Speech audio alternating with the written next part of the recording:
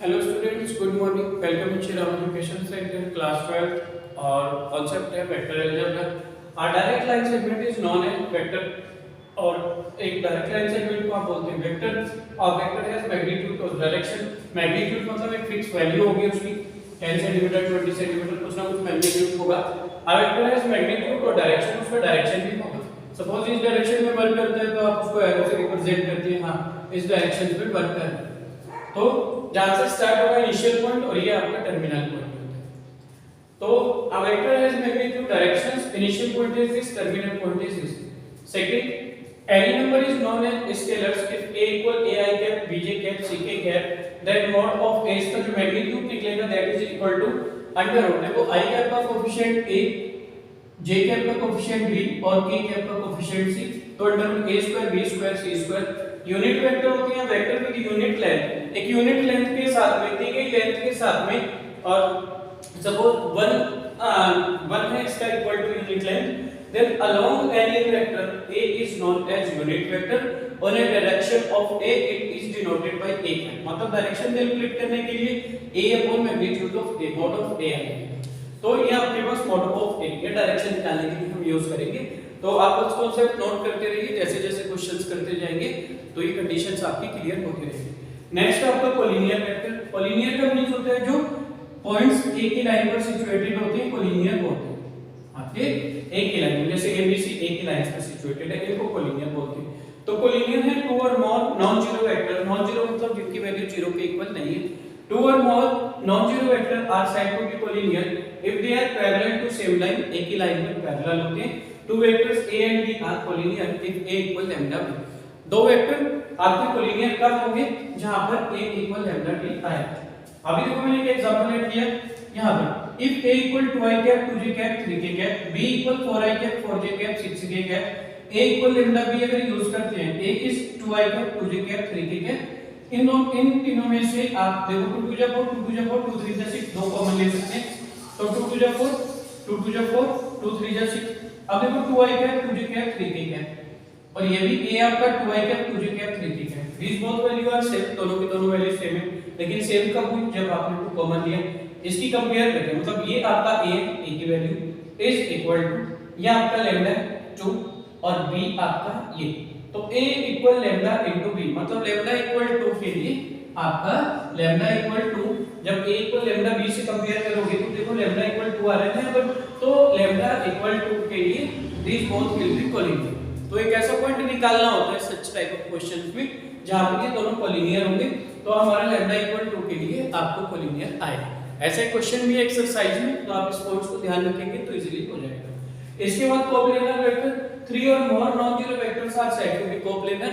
3 या 3 से ज्यादा वेक्टर आपके कोप्लेनर होंगे when they are on same plane जब ये एक ही प्लेन पर होते हैं एक ही पॉइंट्स पर होंगे. इसके बाद एडिशन ऑफ वेक्टर. सपोज मेरे पास एक ट्रायंगल है, आप सारे पॉइंट्स नोट करते रहिए.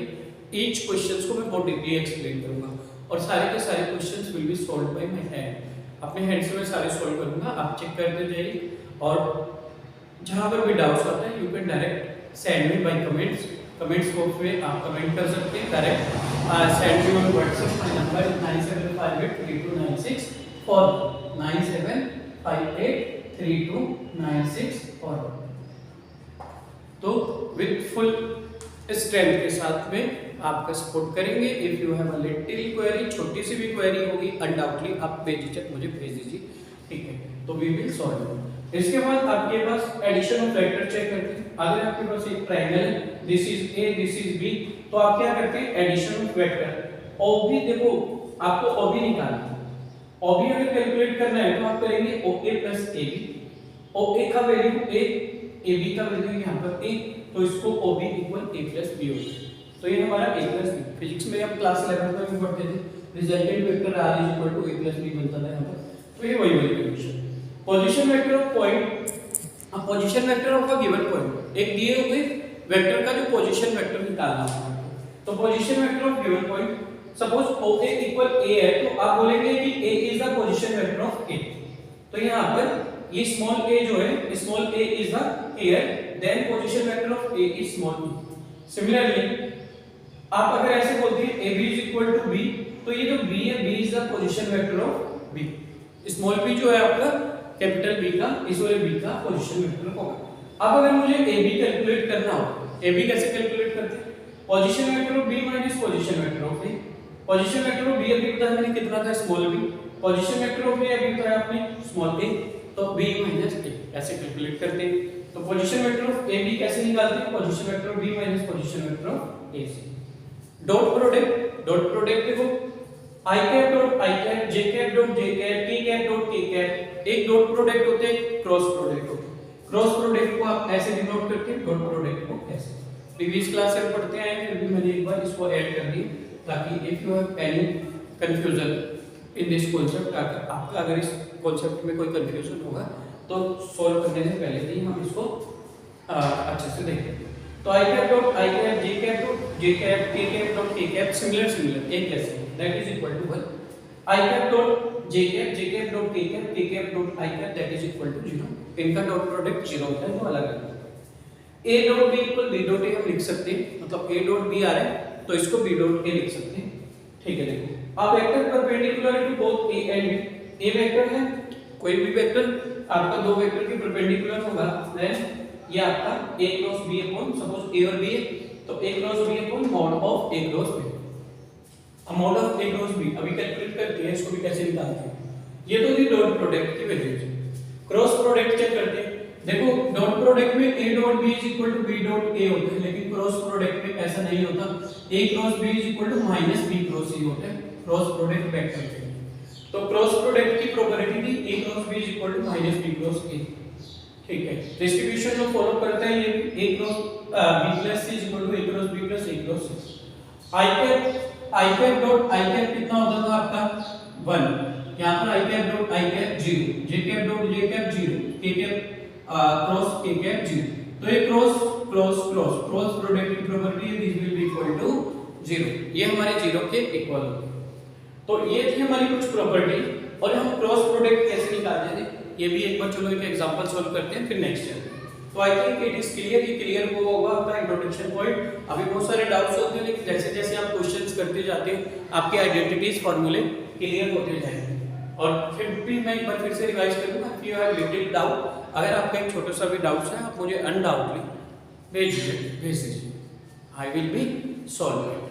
ठीक है, देखो और आपका कंफ्यूजन 100% दूर करेंगे। ठीक है, देखो नेक्स्ट इज स्टार्ट करते हैं। नेक्स्ट पॉइंट आपका एक पॉइंट शो रेट करते हैं, फिर आपका एक्सरसाइज स्टार्ट करते हैं।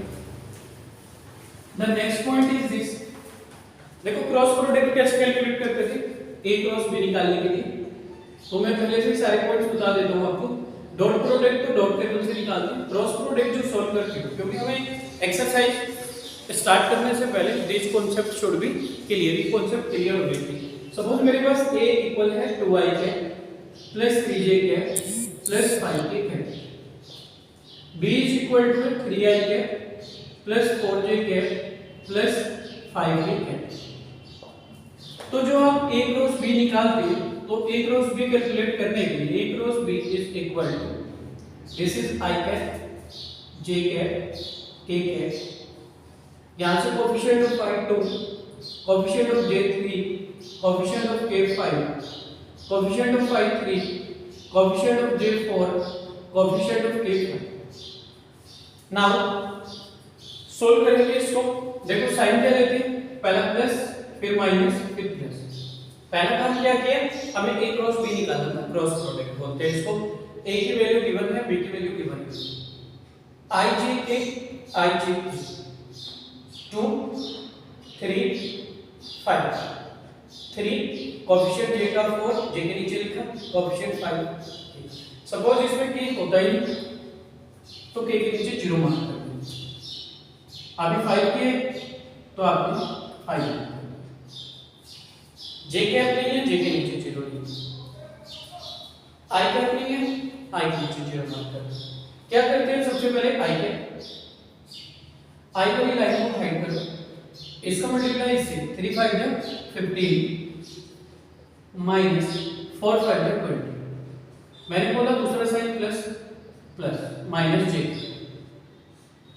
जे कैप वाली लाइन को हाइड करो, 2 5 जा 10 माइनस 3 5 या 15, तीसरा साइन प्लस के, थर्ड लाइन को 5 2 4 या 8 माइनस 3 3 या 9,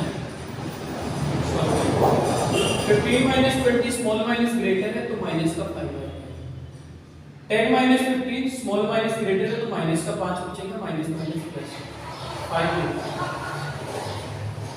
8 माइनस 9 स्मॉल माइनस ग्रेटर है तो माइनस का ही बचेगा, तो माइनस, तो हमारा क्रॉस प्रोडक्ट जो आया that is equal to, I think clear हुआ होगा।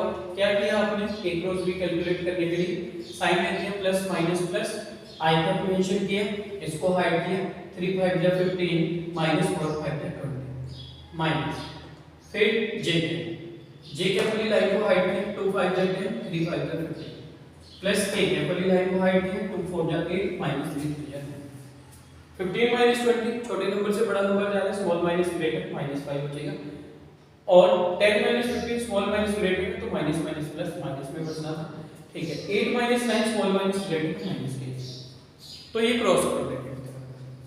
आई क्रॉस प्रोडक्ट क्लियर हुआ होगा, जिसका जहां पर जिन स्टूडेंट्स का डाउट होगा तो ये क्रॉस प्रोडक्ट क्लियर हो गया होगा। तो चैप्टर स्टार्ट करने से पहले हमने कॉन्सेप्ट क्लियर कर दिया, तो आई थिंक ये आइडेंटिटीज आपने मेंशन करी होगी, हिप पॉइंट्स क्लियर हुआ होगा, और let us start exercise start.